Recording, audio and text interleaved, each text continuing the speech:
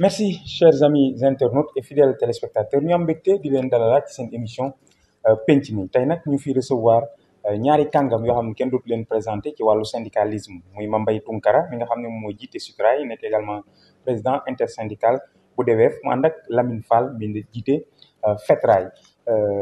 Mame Mbaye ñu ngi lay nuyu. waaw ñu ngi lay nuyu Cheikh Raoul bon vraiment di am mbégte lool ci teew gi ñu teew tey fii ci Thiès Média. et fas yéene aborder ak yéen sujet bi nga wax léegi bi chemin de fer ndax ñun on est là-bas comme je suis là-bas comme le secrétaire général du syndicat SUTRAI affilié à la CNTS FC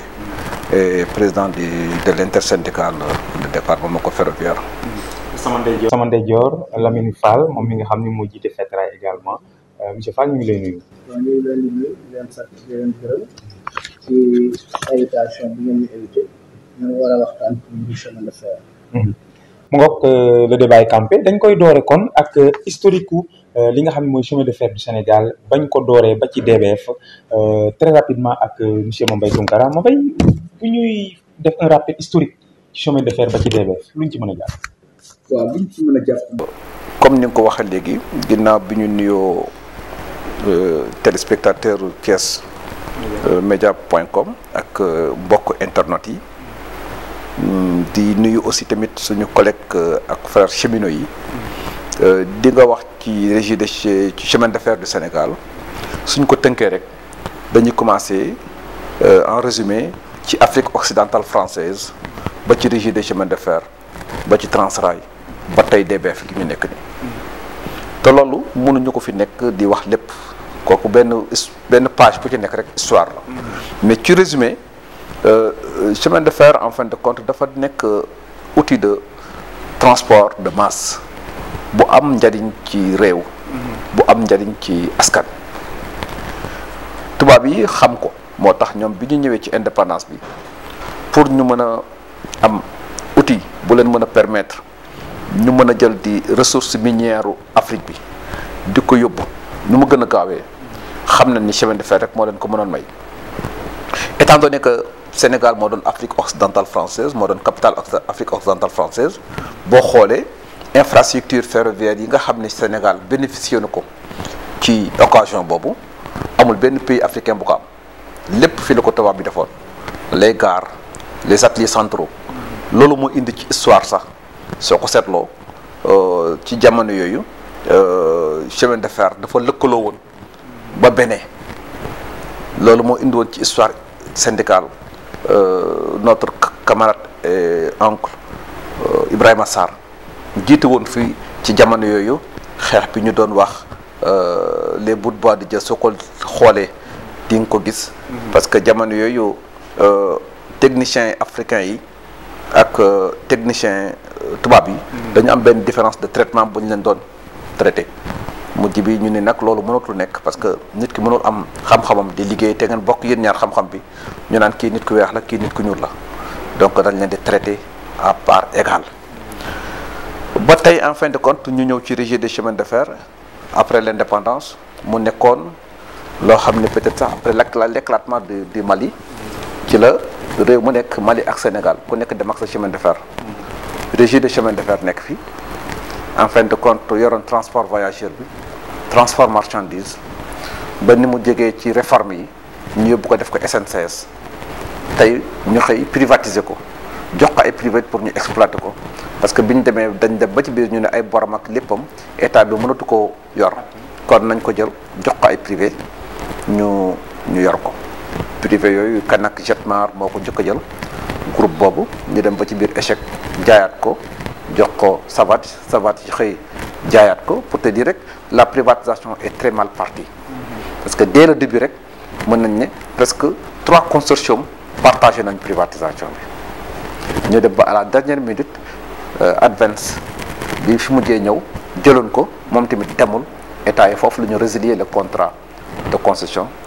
def ko par fin de presse parce que comme dañ ne privé yi li ñu doon xaar ci ñoom mooy ñu defar infrastructure yi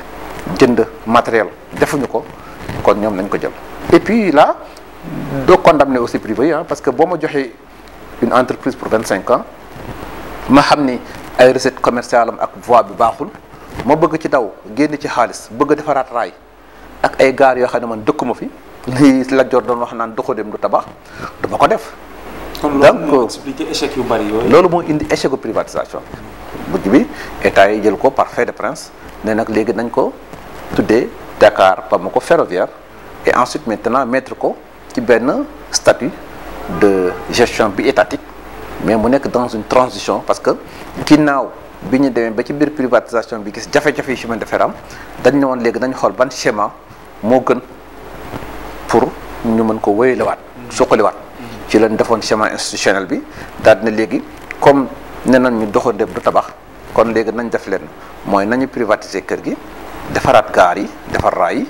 jox ko société patrimoine mu téye ko et ensuite maintenant privé yi ku bëgg a exploiter opérateur bu bëgg a exploiter ñëw signer contrat ak société de patrimoine bi ñu jox la sa ligne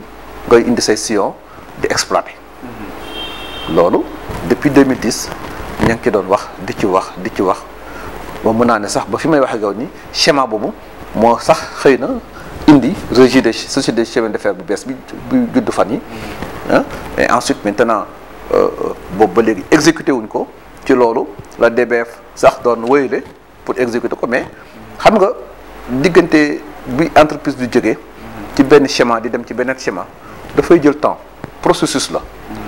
mais comme c'est une entreprise de plus de presque 600 ou 700 employés au côté du Sénégal presque pareillement au Mali boo bëggee tëb rek mu migrer vers une nouvelle formule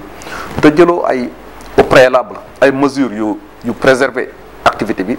te jëloo ay mesures yu garantir emploi bi soo deful nank balaa nga ca àgg entreprise bi tasaaroo loolu moo waraloon état yi bi ñu ko jëlee te mu nekkoon société privée ñu ne kon léegi nañu assurer salaire yi léegi ut tuuti xaalis bu ñu ci def pour mu reprendre ses activités en attendant ñuy migrer vers d'autres schémas baax ba ñu xool ci lan lañ koy mu jëg moom 7 milliards 500 lañ mujj joxe 3 milliards 500 kenn ko nekk réussirul déjà nañ ko joxee baaxul parce que décaissé wuñ ko dañ ko doon décaissé par contre-goutte muy dugg ci salaire am na ci sax loo xam ne. il faut ngeen yëngu-yëngal. waaw mën a décaissé. bon ñun sax en fin de compte boo xoolee suñu yëngu-yëngal yëpp kuy am xel sax di nga ne ñii de vraiment seen yëngu-yëngal du lu ñu def seen poste. parce que suñu yëngu-yëngal yëpp leen rek la woon c'était pour alerter les autorités. ñu bàyyi xel ni ñun nous sommes des acteurs c'est-à-dire kii ñëw nekk gérant de cette entreprise moom dafa yor ay këyitam nga ñëw di gérer bu paree day dem ñun nag ñoo fi dëkk ñoo dëkk ci kër gi c'est-à-dire bu kër gi soqali ko ñun bu doxee ñun la doxal bu yàqoo ñun la yàqul donc bu ñu gisee ni schéma bi ñu jëm nii baaxul suñu rôle ñun moom en tant que représentant mooy alerter wax autorités yi def leen ndànk fii ñu jëm baaxul def leen ndànk lii baaxul defee leen ni donc loolu moo waraloon suñuy yëngal ci kaw loolu vraiment ñu dem ba ci jamono yee passé ci la ñu ne léegi comme doxul 7 milliards 500 yi nañ ko jëlaat wutaat beneen administrateur bu bees muy Kibili Touré léegi jëm leen na jox ku nekk 10 milliards ñoom ñaar pour ñu état bu nekk joxe 10 milliards ñu def benn plan de sauvegarde d'urgence bu mu présenté woon ñu fexe rapidement nu ñu defaraatee raay bi ut ay locomotives et ensuite maintenant nu ñu sécuriser salaire travailleurs bekk rek procédure bu mën a suqali kër gi définitivement di taxaw muy d'abord le schéma institutionnel muy le projet de réhabilitation bi nga xam ne président waxoon na ko ci décembre bi parce que réhabiliter le rail de Dakar à Bamako coûte très cher raay bu bees tàq nga nar ko defar Dakar ba Bamako wala Dakar ba Kidira defaraat raay yi defaraat ouvrage d'art yi c'est beaucoup d'argent xoolal rek terre bi lu mu coûté ci tronçon de 36 kilomètres xoolal boo ko doon xool ci Dakar Bamako Dakar Kidira qui fait presque 600 et quelques kilomètres xoolal loo tax en fin de compte moi je pense que ni nga ko waxee léegi ni ci tënk DBF bi nga xam ni moo doon régie des chemins de fer moo doon woon ANCF moo doon woon comment encore société nationale des chemins de fer moo doon Transrail tey moo juddu nekk société des chemins de fer les chemins de fer du Sénégal jëlaale sax agence des nouveaux chemins de fer bokkaale ko pour lan pour que maintenant comme déjà diggante bi nga xamee ni bi ñu privatiser ak léegi gis nañ ni schéma yi ñu defoon yëpp benn réussir ci ñu ne kon donc nañu ko jël état bi dina naa jëlaat sama yëf téye ko bon léegi ñu xool naka lañ koy joyante bi nag comme tu sais bien il faut que ñu xool infrastructure yi nga xam ne moom moo composé kër gi ci yan anam lañ ko war a mën a teg ba mu dox normalement gaar yeeg raay yeeg yooyu yëpp et ensuite maintenant xool ba xam naka lañ mën a tegaate sax plan de sauvegarde d'urgence boobu mu accompagner transition bi ñuy defaraatee infrastructure yi di migrer vers la réhabilitation parce que soo ngeen ko seetloo sax ci cadre de président ci 1er mai bi je pense ci décembre bi wax na ko nee na moom dafa opté woon pour ñu arrêter lépp defaraat lu bees tàq mais comme gis na ni lu bees loolu dafay yàgg nañu teg loo accompagner loolu en attendant ñuy dem vers cette réhabilitation bon donc kon tey suñu déggee ni état bi teg na en place chemin de fer du Sénégal ñu xool projet de loi bi gis ni prérogative yi ñu ko jox yëpp mooy lépp lu chemin de fer yoroon wala lépp luñ ANCF yoroon et cetera léegi bis ni que tey jël nañ ko dugal foofu ñun dañuy am espoir que rek ne bu ñu toogee maintenant dans ce processus de mise en œuvre et de mise en forme de cette nouvelle société ak ni ko autorité waxee dinañu bàyyi xel ak yelleefu liggéeykat yi mais dinañu bàyyi xel aussi tamit li nga xam ne moom la ñu war a mën a def ba en fin de compte activité bi reprendre ses activités mais aussi dans les perspectives programme ou politique bi nga xam ne moom la ñu bëgg a teg pour redynamiser le chemin de fer pour fexe ba chemin de fer delluwaat ci maninam mooy économie bi nga xam ne moom la Sénégal yor tey boo xoolee chemin de fer daf ci am rôle bu am importance xoolal port tey ni mu deewee port bi nee nañ 3 millions de tonnes par an tey ñi wax sax naan compétitivité entre le rail et les transports routiers amul compétition parce que rail boo xam ne bu xëccee léegi benn machine bu xëcc 1200 ou 1100 tonnes machine mën na ko xëcc léegi jëm ak moom Bamako parce que benn camion mi ngi def 40 tonnes. ba pare di yàq tali bi. donc soo doon yóbbu tey lu benn raam di yóbbu di nga ut peut-être. combien de camions 40 fois fois 5. c'est un nombre conséquent. noonu la ñuy ñëwee ci Lamine. moo tax daal vraiment il faut que ñu gën a xoolaat mbir yi. ba échec bañ a amaat. parce que tamit qu'on se dise la vérité on a perdu beaucoup de temps.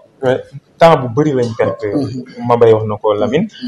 ci échec yu répétitif yooyu échec yu bari yooyu. ndax jàpp nga ni économie mënul dem d'abord te chemin de fer amul ca dëkk ba est-ce que loolu moo gën a tardeel suñu politique économique ndax ñàkk chemin de fer bu viable fii au Sénégal. waaw li nga wax dëgg la maa ngi nuyu suñu mbokk soxnaata ñi nga xam ne ñu seetaan ci waxtaan bi bon foofu laay ñëw fi ma mbay jeexale mooy que am réew mënut a dox sans chemin de fer ndax man rejeté chemin de fer fii dama fekk société nationale fekk ma fi privé bi fekk ma fi mais privé bi dafa échoué bi mu ñëwee mission bi dafa échoué bi mu échoué état bi jël ko par appliquer loi du prince man au départ d'accord ma woon sax ci loolu parce que bala booy nangu dara dafay fekk nga préparer li fi teg d'abord ba nit ñi xam ne lii nga fi teg muy lu concret moo tax man dama bokkoon ci li nga xam ne dañoo opposé woon que sax ñu nangu kër gi ci tubaab bi à l'époque bon finalement état bi nangu ko mu mujj ànd ci d'accord ci mais ban ci d'accord yi ba nëg ni jusqu'à présent bon nommé nañu fi un administrateur comme ni ko moom may waxee jox ko 7,5 milliards affaire ba échoué je ne sais pas xaw ma lu tax mu échoué mais ñu indiwaat fi un nommé Kibli Touré tegal ñu ay actes yoo xam ne yu positif la yoo xam ne yu lu concret man duma ànd ak nit ci loo xam ne ni lu concret du lu leer bi mu tegee ci lu leer ne man maay directeur boo xam ne administrateur boo xam ne bi maa fi nekk chemin de fer ci mus a dawal saxaar mu bëgg a dawal saxaar ñun loolu la ñu bëgg mu ne mu bëgg a dellu cheminots yi seen dignité ñun ma yaakaar ne cheminots yi ak Ceesuwaay ak Sénégal yi yëpp loolu lañ bëgg saxaar dawaat moom mu nekk ci lancé boobu looloo tax alors que ñun ñu accompagner ko ci lancé boobu lu nekk nag bon nit ñaa ko pratiquement mais ñun ànduñu nit pour lii wala laa ñun dañu ànd nit pour intérêt Sénégal ak intérêt réew. loolu am na solo ci ma may laaj ñëwaat may yan attente ngeen di xaar ci société bu bees bi yéen ñi nga xam ni est-ce que Tito personnel bi am ñu ci wàññi wala yooyu bu ñu gisee ni daal société bu bees bu ñëw ak doxalin bu bees donte sax administrateur moom la ñu wéyal récemment ci conseil des ministres jox ko mu continuer doxal muy Kidili Touré yan attente ngeen am ci les chemins de fer du Sénégal. waaw attente yi ñu am ci les chemins de fer du Sénégal mooy en fin de compte ñu ñëw nekk en fin de compte société boo xam ne lépp lu Transrail ak cheminot ak chemin ak société yi ko précédé woon échoué woon moom mu ñëw redressé teg programme de politique de relance de redynamisation de réhabilitation. est-ce que dina am les moyens de sa politique là parce que non parce que xam nga tey benn mbir moo ne une entreprise dafay nekk privé ba mu nekk national ou bien mu nekk une entreprise anonyme mu nekk ay consortium bu ko bokk ay privé ak état mais kii c'est une société nationale donc état moom moo jël responsabilité nangu li mu moomu pour defaraat société léegi nag ci biir li nga wax léegi ni naa ndax tiit lu mu ci tiit parce que dama jàpp rek ni réforme bu nekk dina am ay conséquences c'est-à-dire conséquences yi mooy dina am ñuy toog dina am xëy na ñuy dem dans le cadre du redéploiement mais ci biir loolu aussi dafay nekk loo xam ne ñun liñ ci demande rek mooy na nekk lu ñu teg concept parce que tey fi may wax ak yow nii bi ñu jógee régie des chemins de fer du Sénégal la nga ne nii nous avons eu la chance nous de cheminer avec les 3 générations jógee na régie des chemins de fer en 89 ci la ñu dissoudre la régie des chemins de fer en 86 la ñuy doog a dugg biir SNCS xoolal procédure boobu ci diggante boobu ñu di bëri on est des agents sous contrat déterminé on nous appelle extemporaire mais lu ci ëpp ci dimo yi ñu bokkoon ci lañ ci dañ leen yóbbu encore départ volontaire ñu ñëwaat régie de société nationale di duggaat biir Transrail ci la am plan social 2003 bi nga doon dégg état bi ne léegi comme personnel bi yëpp mënu leen jël dañ bëgg waxtaan ak ñi nga xam ne ñoo gën a âgé wala ñi nga xam ni gis na ni soxlawul poste de travail yooyu ñu libéré leen ñu def ñu négocier ko ak syndicat yi ñi nga xam ni c'était ciblé ñi nga xam ni entreprise bi gis na ni soxlawul seen poste de travail ñu proposé leen benn plan social ci la ñu demee woon kon donc tey bu société des chemins de fer de su état tegee programme pour ñu ànd toog mettre ko en place lii mën a nekk mooy dañu naan kat société bi ñii lay bindoo dana def transport en attendant ñu migrer vers la société d'exploitation dana def lii ñu déterminer poste d'emploi yi mu soxla ñu ne kat léegi yéen sur le nombre de 500 ou 600 agents yi fi nekk soxla nañ ci temps léegi nag li ci des ñu waxtaane soit dañ leen di defal comité bi plan social pour yow mu nekk loo xam ne syndicat yi ak état bi dañu toog waxtaane ko ba en fait de compte bu boobaa ku fay des dam fay des ak avantage ak acquis yu favorable kuy dem tamit nga dem ci condition yu favorable parce que tey leen rek mooy suñu soxla ñu leen rek mooy suñu objectif leen rek mooy suñu yéene mooy chemin de fer soppalikuwaat tekkiwaat bi ñuy xeex pour la résiliation du contrat de concession ba ñu constaté que ni privé yi bi ñuy ñëwee li ñu waroon def defuñu ko pour que bi soxla ko ñuy xeex pour ñu nangu ko dañ doon xeex pour ñu nangu ko defaraat ko mais xeexuñu woon pour ñu nangu ko di ko seetaan mu mel ni tey saxaar musul taxaw di daw diggante Dakar ak Bamako musul am 2018 ba léegi la 2016 mars 2017 je pense mars 2017 la saxaar gën a jógee Bédar pour dem boo xoolee à la veille de la privatisation ba ñuy dem SNCS bi ñu jógee régie des chemins de fer di ñëw SNCS en 96 97 je pense ci la saxaar gën a jógee Ndar Dakar jëm Ndar ci la saxaar gën a jógee Ndar Dakar jëm kaw ñu dugg biir privatisation bi express bi daw express bi mujjee arrêté dafa daanu ci ravin bi boo après Tamba amoon ay nit ñu fa dee ndax waaye bu baaxoon woon amul benn sécurité bu tax ñu war a mën a train voyageur te ci daw si je me rappelle boobu keroog sax premier ministre defe naa Souleymane Ndéné Ndiaye hélicoptère la fa wàccee mu ne musul gis raay bu mel. Donc moi je pense que aussi il faut que l'on sache que il y a d'une part une manque de volonté notoire de l'État. parce que tey chemin de fer fii daanaka état bi moo taxawaay bi mu waroon. dama lay wax si je dis de l'État je ne voudrais pas qu'on parle politiquement. parce que boo on parle pas de régime on dit de l'État. Régime X est nécessaire. tey il faut reconnaître sax ni du point de vue des investissements boo xoolee terre bi. peut-être que ñu ngi wax ci problème objectif bi. naka la est-ce que waroon na njëkkee dem wala warul mais quand même c'est des investissements ferroviaires yoo xam ni soo ko xoolee sax génération bi boo demee Europe c'est les mêmes. mais justement li ñu def ci terre bi. 500 et quelques milliards. bu ñu ko defoon ci chemin de fer mais objectif bi moo doon bala nga ko doon def. waroon nga xool exactement. prioriser kii yi daal. ñu def mu nekk une analyse objective. lan moo fi ne ñu ne chemin de fer fan la commencé Dakar ba kii la ñu xool xayma gis ne kat léegi comme léegi chemin de fer dafay def transport voyageur di def transport voyageur amul benn transport voyageur boo xam ne dafa rentable ci Afrique ci àdduna toutes les transports voyageurs sont subventionnés par les recettes minières et cetera li société bi daam ci biir trafic minière yi ci biir trafic comme encore marchandise moom lay accompagner transport voyageur boo mën a gis ci àdduna donc kon ñu ne nañu fexe ba au moins lignes yi nga xam ne ñooy transport minière muy les phosphates de comment encore de Matam les fers de comment encore de Matam de comment encore de Falémé et cetera nañu fexe rapidement lu fa raay yi àggee ñu commencé exploiter ubbi port Sendou bi ñu doon wax et ensuite entreprise bu am doole boo xam ne bu boobaa terre dana ci mën a judd parce que bu boobaa pour l'État en fin de compte mën a investir en tant qu'État sur un projet de transport voyageur interurbain ou même voyageur interrégional parce que tey terre warul yem rek Dakar Diamniadio war na mën a ñëw ba Thiès war na mën a dem ba Mbour war na mën a dem ba Saint-Louis war na mën a dem sax ba Tambacounda parce que boo demee France tey soo xoolee diggante yenn village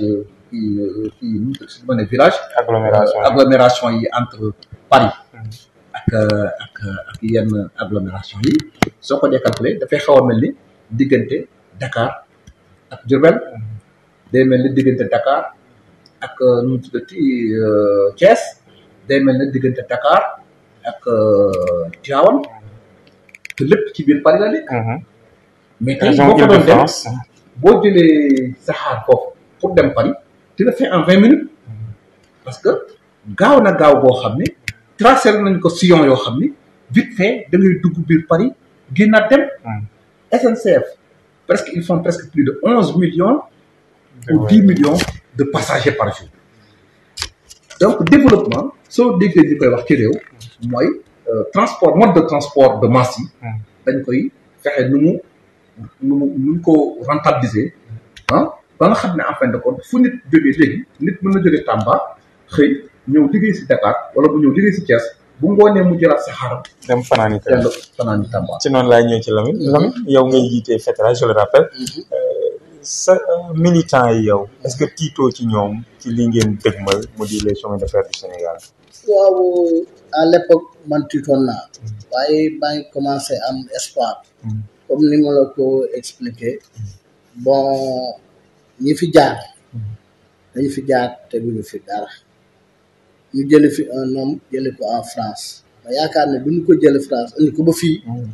te duñ ko jàppale mu doxal kër gi man foofu laay gisee moo tax sama militant yi man amu ci benn problème ak ñoom bon malgré li ma dese pour ma décrocher bëriwul ça me reste 2 mois et demi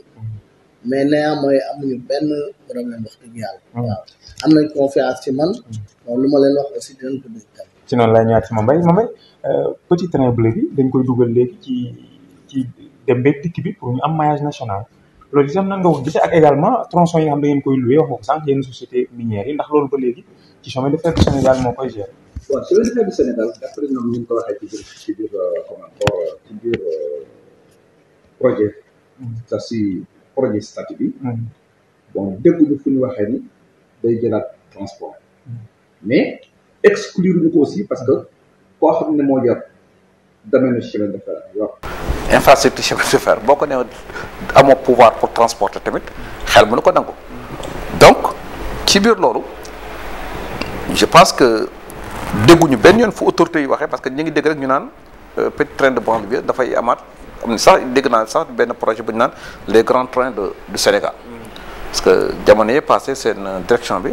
présenté woon nañu benn projet bu ñu tuddee des grands trains du Sénégal c'est-à-dire comme société des chemins de fer bii nga xam ne day juddu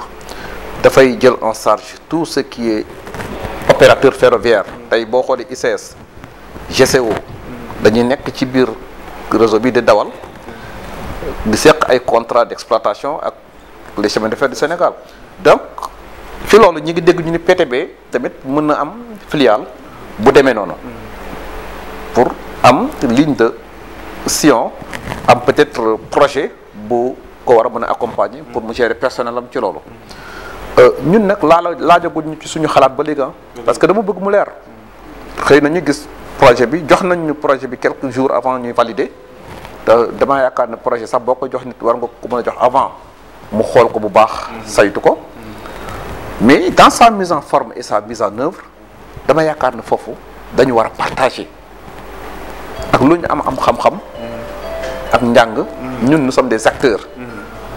tey petit train de banlieue mën naa ne am na une partie de son personnel boo xam ne sax un peu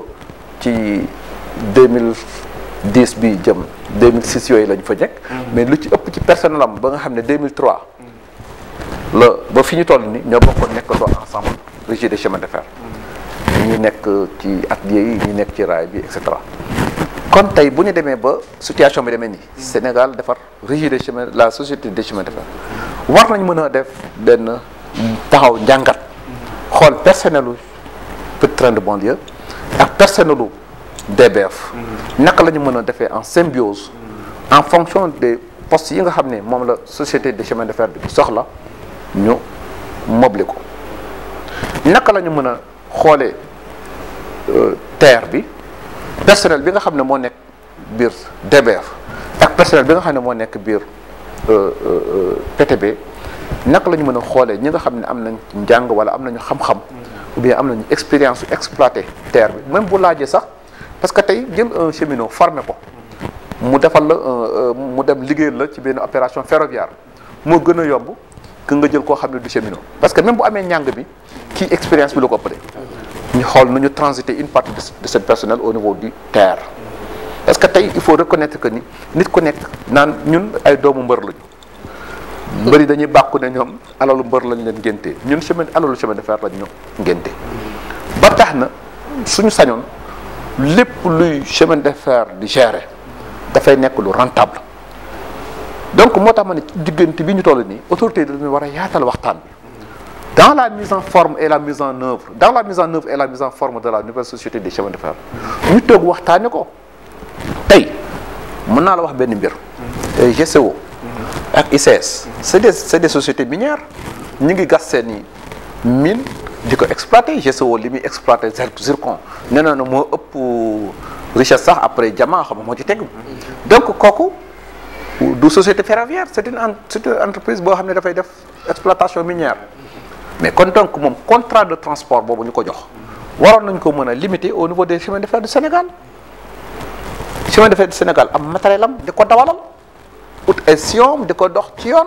à temps mu wax nombre de matière bi muy livrer par jour teg programme am comme ni chemin de régie de chemin de fer nekk woon fi doon dawal Taïba et cetera mais chemin de fer bi di ko dawalal ICS parce que ñoom c'est des privés yoo xam ne dañoo ñëw di exploiter suñu mine suñu ressource kon donc tey le transport mënoon nañ ko jox les chemins de fer du Sénégal. xëy na nouvelle société bi waxtaan. non dama ne loolu yëpp mooy li ma la wax rek dans la mise en forme de la nouvelle société il faut que ñu toog waxtaane ko ñun tam ñu wax leen suñu xalaat ñu bañ ñu xeeb parce que ñu ci ëpp dañu naan rek ingénieur nangam mais ñun duñu ay ingénieur mais yàlla def na nekk nañu voilà j'ai fait 36 ans de service. Je suis un agent de la DMR. Qui c'est un agent de la DMR? Il y a des autres agents qui sont de l'exploitation. Tey fu mu ne nii boo doon def tey nga teg tracé boo xoolee sax terre bi bi ñu demee jamono bi ñuy doog a commencé programme bi dañu expliqué l'euro mais bi ñu demee ba defar seen déviement et cetera ñu gis ni kii bi plan de transport bi GCO kii doon def ak déviement yi ñu def c'est pas compatible. Il a fallu que ñu mette une commission où les agents de DBF ak TER beeg ñëpp dañ fay toog di waxtaane mbir yi donc moi je pense que dans ce sens là loolu moo parce que tey il faut ñu bàyyi xel leen temps dafa cher ah tubaab bi nga naan le temps perdu ne se rattrape jamais anglais naan lost time is never found again donc yow bu la leeree ni nous sommes un pays boo xam ne ñu ngi en voie de développement yàlla may ñu tey léegi ñu commencé am ressource ñu naan pétrole baa ngi ñëw mine kii baa ngi ñëw nu mu tuddati zircon baa ngi fii et cetera war nañu mën ñun en fin de compte vraiment taxaw teg un programme de politique ferroviaire dynamique boo xam ne buñ ko dooree ba mu tegu ci yoon parce que fondement tabax bu nekk ci fondement lay départ booy def R+1 bu ko teg booy def R+4 bu ko teg ci fondement bu R+1 day daanu donc mu nekk fondement bu dëgër boo xam ne bu société des chemins de fer bi judduwaatee en fin de compte dina jël une partie du personnel de l'ex-SNCS de l'ex-DBF de l'ex-Petit Train de banlieue parce que ñun rek ñoo fi des expérience bi jël xale yi ndaw yi génn ci ISEP et cetera ñu accompagner leen teg une société ferroviaire boo xam ne bon d'ici 10 ans lépp lu Sénégal ñàkkoon wala lépp lu Sénégal tardé woon ci économie am ci environnement social am du point de vue des transports de masse dina ko rattraper ba au moins sax mu def ca lu ëpp lu mu yaakaaroon. dañuy dem ci ponk mujj bi. mooy DG bu bees bi administrateur bi yàgg ngeen def ngeen biir. président Macky Sall nommé ko def ko DG société les chemins de fer du Sénégal. muy Kibili Touré. lu ngeen di xaar ci moom ak ban jortu daal ngeen am ci moom. waaw li ñuy xaar ci moom mooy defaraat chemin de fer parce que ba mu ñëwee ba léegi ci loolu lay wax moom ci loolu lay dox ñu am yaakaar nag ne bu ko état bi jàppale dina réussir mission mooy delluwaat suñu seen unité jox leen delloo leen lañ moomoon saxaar yi côté di daw fii ba Tambacounda en attendant pour le moment parce que moom programme bi mu teg mooy dafa bëgg même bu ñu doon raam sax ba Tamba mu def benn poste à Tamba comme ça nous étendons vers Dakar camion yi bu ñëwee yem à Tamba di yebbe Tamba di dem ba mu xam te loolu vraiment projet la boo xam ne gis bu ko ci état bi jàppale dina réussir te boobaa cheminot yëpp dinañ kontaan. te dina def tamit suñu tali yi mën a yàgg ma bay Kibili def génn biir xamante ngeen j'imagine. waaw seq ngeen liggéey lan ngay xaar ci moom ci doxalin. loolu la damay dellu si rek ci Lamine wax léegi nii. parce que moom ñu ngi ko fi indi ak léegi c'est juste 2 ans. mais nous ay liggéeykat lañu. te chemin de fer rek la ñu gëm. dafa ñëw poser ay actes. parce que dafa ñëw fekk raayu kii bi pont bi Médina Zamzam fekk taw bi jaaroon foofu ak les effets de l'écosystème yàq pont bi foofu mu nekk pax mu xóot yaatu yàgg fa pendant 1 an kenn defal ko ñu naan ñi nga xaar état bi joxe xaalis nangam ñëw fekk saxaar dawatu ñëw fekk parc véhicule 0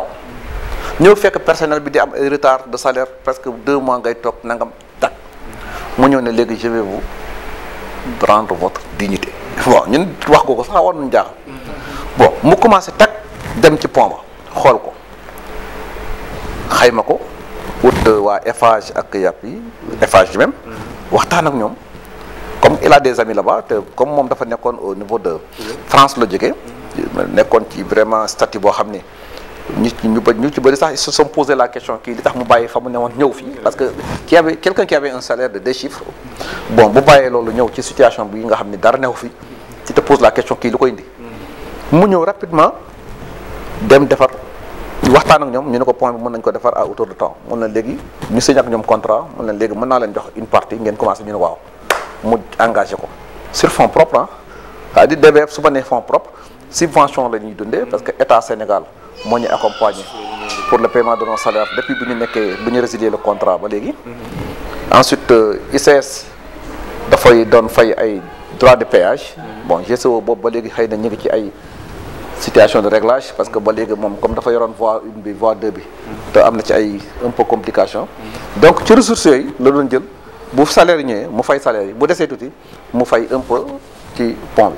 bi gars yi defar ko bu gaaw en un temps record mu ñëw fekk fa ay oto mu dem CFAO waxtaan ak ñoom ñu jox ko 5 véhicules Toyota Hilux yu bees tàq mu ñëw gaare wax ak ñoom sous contrat ñuy fay mu teg plan de sauvegarde d'urgence daal na léegi comme kër gi toog na 1 an et demi je pense boobu dawugul 2 ans léegi état bi comme léegi dañu war a joxe kenn ku nekk 10 milliards pour ñu rapidement relancer waaw Malek Sénégal mu daal di ne kon léegi à partir de ces ressources daw